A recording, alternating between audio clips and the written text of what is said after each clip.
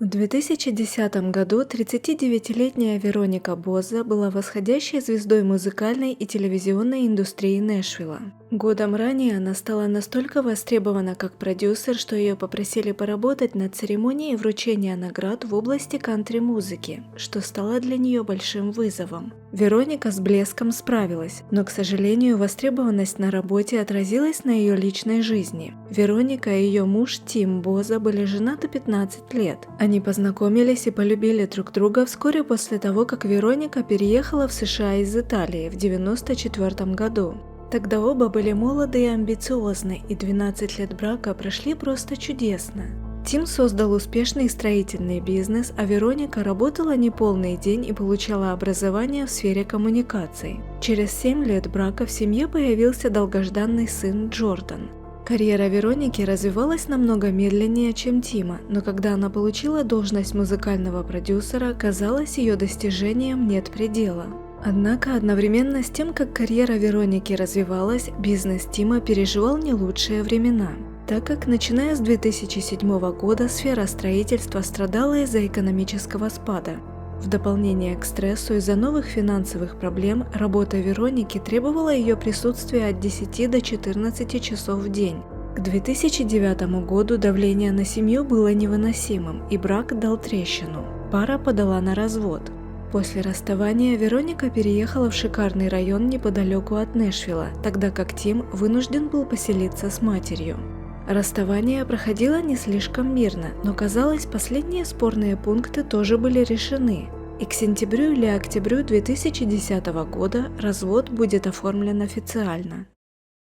Утром 29 августа Вероника с Джорданом поехали в церковь, а после службы планировали встретиться на парковке с Тимом, с которым сын проведет несколько дней. Вероника тщательно пыталась скрыть стресс по поводу встречи с мужем и вместо этого думала о собственных планах. Они с ее новым бойфрендом Брайаном хотели посетить парк Fall Creek Falls. Вероника представляла горы и водопады, и к тому моменту, как показалась церковь, смогла немного расслабиться. После службы они с сыном вышли из церкви и подошли к Тиму. Хотя супруги изначально договорились о совместной равной опеке над сыном, Джордан проводил намного больше времени с матерью, чем отцом. Мать это вполне устраивала, но она хотела, чтобы ее алименты Тиму на ребенка были сокращены, чтобы они отражали реальное время, которое Джордан проводит с отцом.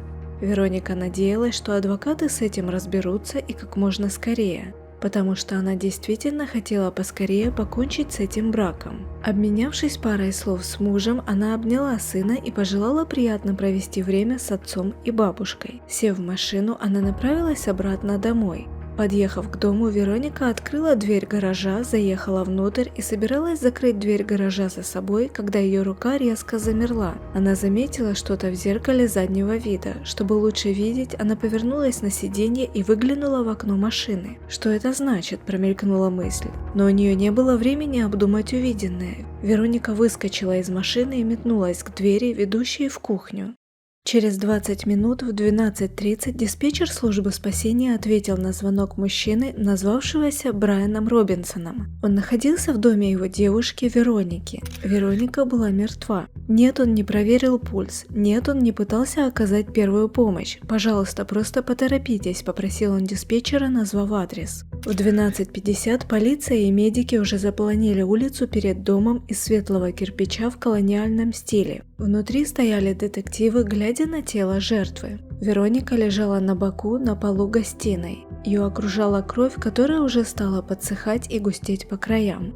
В жертву выстрелили с близкого расстояния по меньшей мере 4 раза. Даже без отчета судмедэксперта по ссадинам на ее руках, распахнутой двери машины и рассыпанному содержимому сумочки в гараже было ясно, что Вероника сначала попыталась убежать от нападавшего, но затем повернулась и попробовала дать отпор. Судя по ценностям и наличным в сумочке, ограбление можно было исключить. Однако быстрое изучение вещей Вероники показало, что минимум одна важная вещь исчезла – ее белый iPhone. В то же время криминалисты нашли значимую вещественную улику.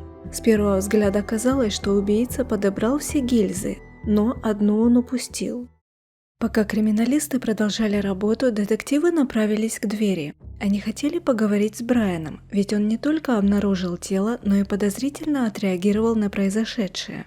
Хотя он немедленно набрал 911, он проверил состояние девушки только после того, как его попросил об этом диспетчер. Ответив оператору, что у нее нет пульса, он закончил разговор, прошел в ванну и отмыл руки от крови Вероники, после чего вышел на улицу и ждал полицию там. Первый шок Брайана уже успел уступить место печали. Он без возражений поехал с детективами в участок. Полицейские хотели знать, как прошло его утро и как он нашел тело. Он рассказал о телефонном разговоре с Вероникой примерно в 11:50, когда она возвращалась из церкви. Детективы обменялись взглядами. Если данные телефона это подтвердят, то им удалось сократить временные рамки, в которые произошло убийство. Это окно сузилось еще сильнее, когда выяснилось, что после разговора с Брайаном Вероника позвонила коллеге. Второй разговор закончился в 12:08. То есть, если Брайан не убийца, он приехал на место преступления через несколько минут после того, как убийца ушел. Брайан добавил, что после телефонного разговора он заехал в магазин, чтобы купить закуски для их поездки в парк. Из магазина он вышел в 12:15. Подъехав к дому девушки, он сразу заметил, что дверь гаража открыта, хотя Вероника никогда не оставляла ее открытой. Когда Брайана спросили, почему он не пытался оказать первую помощь, он ответил, что когда увидел кровь и раны от пуль, не сомневался в том, что Вероника убита. А проверив состояние девушки по просьбе диспетчера, не мог находиться с ее кровью на руках, поэтому вымыл их. Хотя у следователей не было улик против него, не было и улик, говоривших в его пользу. Поэтому перед тем, как его отпустить, полиция попросила образцы ДНК, отпечатки пальцев и доступ к телефонным данным Брайана. Мужчина согласился без малейших возражений.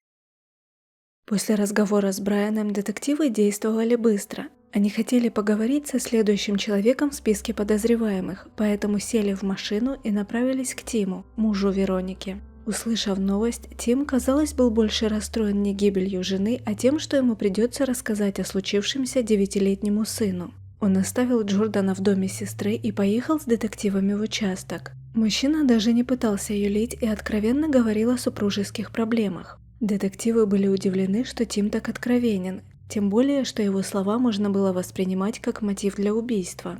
Они попытались надавить на него, но с Тимом такой прием не сработал. Он понимал, что следователи всего лишь выполняют свою работу, и настаивал, что не имеет отношения к убийству. Кроме того, он заявил, что сможет подтвердить все свои передвижения в этот день, начиная с момента, когда забрал сына у церкви. Тим рассказал, что завез сына домой и оставил его со своей матерью, после чего поехал в магазин, где приобрел необходимые ему для ремонта вещи и остановился у супермаркета купить Джордану газировку. Тим предоставил чеки и попросил проверить, возможно, в магазинах есть камеры, которые позволят установить, был ли он там. Как и Брайан, он предоставил ДНК, отпечатки и позволил изучить его телефон. Тем вечером, ожидая отчетов судмедэксперта и криминалистов, детективы изучили распечатки с телефонов Тима, Брайана и Вероники. Один номер повторялся в телефоне Тима необычно много раз. Он принадлежал его деловому партнеру Кори Каттему. Кори давно знал и дружил с Вероникой, а не только Тимом, и какое-то время даже жил в доме семейной пары. Так как Тим рассказал полиции, что в тот день несколько раз звонил Кори, детективов удивили не звонки между деловыми партнерами, а их число, включая 13 звонков в день убийства и десятки звонков и сообщений в предыдущие дни и недели. А сразу после убийства Вероники Тим получил сообщение от Кори, в котором было сказано «дело сделано». Заинтригованные детективы проверили Кори и были вознаграждены, узнав, что у него неоднократно возникали проблемы с законом из-за агрессии по отношению к женщинам. В тот день детективы поздно завершили работу, но с приятным осознанием того, что добились существенного прогресса. Однако к утру следующего дня это чувство оптимизма испарилось. Алиби обоих подозреваемых, Тима и Брайана, оказались очень надежными. Тим даже близко не появлялся возле дома бывшей жены, а Брайан ушел из магазина в 12:15, и учитывая, что он позвонил на 911 в 12:30 всего через 15 минут, ему не хватило бы времени совершить преступление. Опросы друзей, коллег, соседей тоже не пролили свет на то, что могло произойти. Один сосед сообщил, что видел светлый фургон или внедорожник на дороге позади дома Вероники, но он не мог подробнее описать машину или тем более водителя. Гильза, которую нашли в гостиной, совпавшая с пулями в теле жертвы, была бы важной уликой, сумей полицейские узнать, где оружие сейчас и кто его использовал. Внезапно, с учетом всех этих разочарований, распечатки с телефонов, которые полиция изучала, и имя Кори стало лучшей и, возможно, единственной зацепкой. Уверенные, что более детальное изучение смартфонов вместе с распечатками звонков может привести к новым зацепкам, полиция заручилась для подобной работы поддержкой технического специалиста. Пока он работал, следователи решили поговорить с Кори. Понимая, что он может отказаться давать показания, они придумали план, как разговорить его. Они сообщили мужчине, что им нужна помощь, чтобы исключить из числа подозреваемых его друга Тима. Поэтому Кори совершенно спокойно рассказывал о том, как провел воскресенье. Но изучив маршрут его телефона, следователи знали, что он лжет, и расставили ловушку. Они спросили, какой лучший способ связаться с ним в любое время, и Кори угодил прямо в нее, подтвердив, что его телефон при нем всегда и везде. Тогда полицейские спросили, как он может объяснить, что его телефон был возле места убийства. Мужчина страшно разозлился. В отличие от Тима и Брайана, Кори отказался дать полиции доступ к телефону, который, как он сказал, заперт в его машине. Тогда детективы запросили ордер, который позволил им получить доступ к его машине и исследовать все внутри, включая телефон. Теперь у них были подозрения в отношении Кори, но никаких улик, связывавших его с убийством. Поэтому Кори, как Тиму и Брайану до этого, позволили уйти. Телефон передали специалисту, а детективы занялись проверкой его алиби. Его девушка Дженни Эддингтон, с которой он якобы провел весь день, рассказала, что 28 числа работала в ночную смену, а когда вернулась домой в 7 утра, Кори спал в ее постели. В середине дня, когда произошло преступление, она как раз готовила обед для них двоих. Но ровно через 2 недели после убийства Дженни снова связалась с детективами. Она заявила, что не была до конца откровенна. Утром 29 августа Дженни вернулась домой после ночной смены не в 7 утра, как сначала заявила детективам, а в 9:30. Кори в квартире не было, и где он был, она понятия не имеет.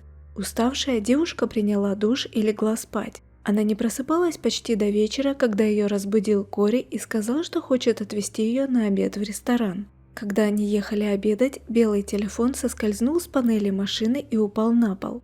Дженни подняла его и положила рядом с черным телефоном Кори. Она не спрашивала, кому он принадлежит.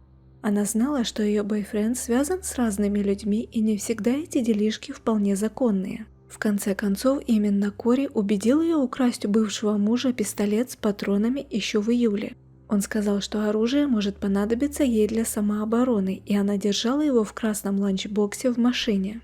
Вот только бывший муж сообщил о краже оружия в полицию, и когда Дженни хотела несколько недель назад незаметно вернуть его законному владельцу, ни пистолета, ни ланчбокса в машине не оказалось. Знал о пистолете только Кори, но он отрицал, что брал его. В середине следующего дня, понедельника 30 августа, Кори пребывал в дурном настроении. Он объяснил Дженни, что полиция интересуется им в связи с убийством жены его делового партнера, и сказал, что она должна ему помочь. Чтобы избавиться от назойливых полицейских, он заявил, что был с ней весь прошедший день, и при необходимости она должна это подтвердить. Дженни согласилась, потому что знала, что это не просьба, а приказ. Она знала, что с Кори лучше не спорить, когда он не в настроении. Но когда СМИ начали писать о деталях убийства, она снова вспомнила о том пропавшем оружии и белом телефоне, который видела в машине Кори. Боясь оказаться в эпицентре криминального расследования, она позвонила в полицию и сообщила всю правду. Но чего Дженни не знала, так это того, что следователи уже пришли к выводу, что Кори должен был быть убийцей. Согласно техническому эксперту, в день убийства Вероники, даже несмотря на то, что ее телефон был отключен, ее белый iPhone двигался по тому же маршруту, что и другой телефон, и это был черный Android Кори.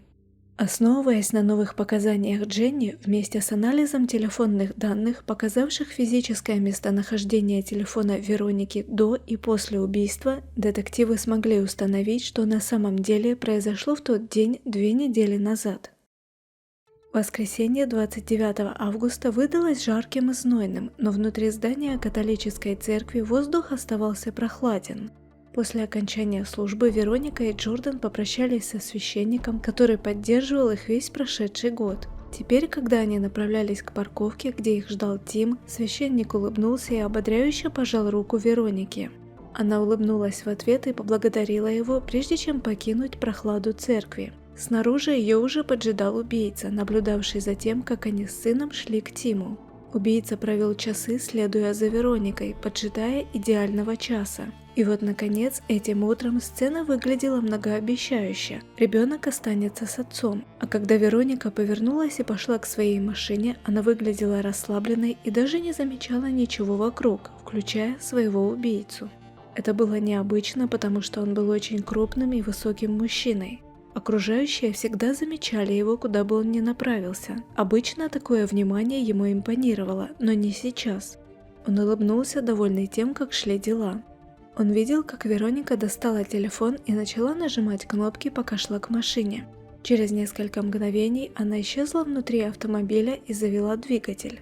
Выезжая на трассу, она не заметила большой светлый внедорожник, который двигался вслед за ней.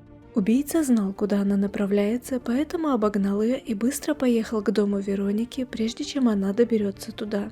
К этому моменту он провел достаточно времени, следуя за своей жертвой, и знал, что она парковала машину в гараже, а потом заходила в дом через дверь, ведущую из гаража в кухню. Он также знал, что она всегда сразу же закрывала дверь гаража, приехав домой. Поэтому он завернул в проулок и ждал, готовясь действовать очень быстро, как только Вероника приедет и заедет в гараж, чтобы не остаться отрезанным от цели, опустившейся дверью. И действительно, как только она вернулась домой, мужчина действовал молниеносно. Когда дверь гаража медленно открылась, он заехал на подъездную дорожку прямо позади Вероники. Убийца бросил взгляд на ее лицо, отразившееся в зеркале заднего вида, и увидел, как расширились ее глаза от внезапного испуга. Он вышел из машины, руки в перчатках, лицо закрыто. Пока мужчина спокойно заходил в ее гараж, Вероника выскочила из машины, уронив сумочку и все ее содержимое на пол. Затем она вскочила и побежала к двери, соединяющей гараж с ее домом, и резко распахнула ее. Прежде чем она смогла скрыться за дверью, нападавший бросился и схватил ее за запястье. Резкий выброс адреналина позволил ей вырваться из его хватки и броситься вперед. Сначала она упала на пол кухни, затем поднялась и бросилась еще дальше в гостиную. Она и ее нападавший, который все еще оставался позади нее, сносили столы, стулья, картины, вещи со столиков и стен, когда наконец в гостиной убийца Вероники снова схватил ее за руку и повернул лицом к себе, одновременно с этим поднимая пистолет и стреляя в нее. Он сделал по меньшей мере 4 выстрела. Теперь убийца смотрел, как тело Вероники кровоточило на полированном полу гостиной, не сомневаясь, что 2 выстрела, которые пришлись ей в голову, были смертельными. Он задержался лишь на мгновение, перевести дыхание. Преступник быстро собрал гильзы, но допустил серьезную ошибку, оставив одну. Затем он совершил еще одну ошибку. Выбегая через гараж, он забрал с собой телефон Вероники, прежде чем запрыгнул в свой большой внедорожник. Позже в тот же день убийца позвонил другу и спросил, как разблокировать подобный телефон, а также как вынуть из него батарею. Но сейчас, пока он убегал с места преступления, он просто отключил его, положил в карман и старался вести машину как можно аккуратнее, покидая район. Детективам необходимо было подтвердить, что пистолет стал орудием убийства, не имея под рукой самого оружия. Прежде всего, Дженни опознала красный ланчбокс, в котором лежал пистолет и который нашли в машине Кори. Кроме того, детективы связались с бывшим мужем Дженни и спросили, стрелял ли он когда-нибудь из своего пистолета. Тот ответил «да, у него есть ферма, на которой он иногда практиковался в стрельбе». После почти дня поисков офицеры смогли найти на земле гильзы. Они совпали с гильзой, найденной на месте убийства Вероники. Наконец, выяснилось, что Кори просил друга помочь ему почистить пистолет, который он принес в красном ланчбоксе. Таким образом, полиции удалось подтвердить подозрения Дженни. Кори на самом деле взял оружие из ее машины и воспользовался им, чтобы убить Веронику.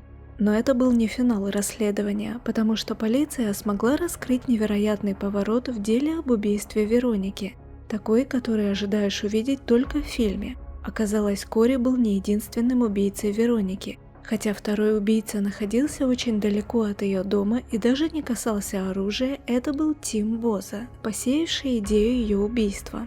В конце июня, начале июля, расстроенный и без гроша в кармане из-за развода, Тим и его деловой партнер и друг Кори Котэм, который также сидел на мели и также столкнулся с проблемами в отношениях, начали обсуждать схему перекрестного убийства, такую же, как голливудские актеры Дэнни Девито и Билли Кристал изобразили в комедии «Сбрось маму с поезда», когда персонаж Билли Кристала согласился убить мать персонажа Дэнни Девито, а тот, в свою очередь, решил убить экранную жену Билли Кристала. На самом деле, комедия была пародией на фильм Альфреда Хичкока «Незнакомцы в поезде», в свою очередь снятый по одноименной книге Патриции Хайсмит.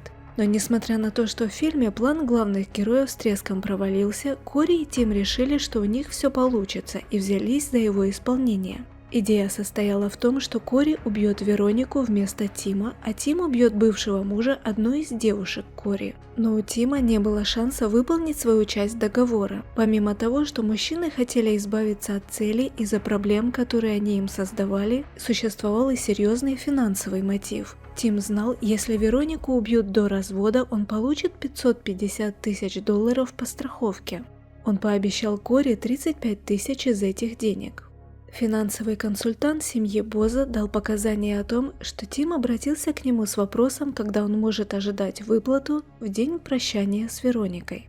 Этих улик было достаточно, чтобы в феврале 2012 года Кори обвинили в убийстве первой степени и ограблении при отягчающих обстоятельствах. Его приговорили к пожизненному заключению без возможности условно-досрочного освобождения. Через несколько месяцев Тима, который дал показания против Кори, тоже приговорили к пожизненному заключению, но с возможностью условно-досрочного освобождения через 51 год. Последствия этого убийства – разбитая юная жизнь.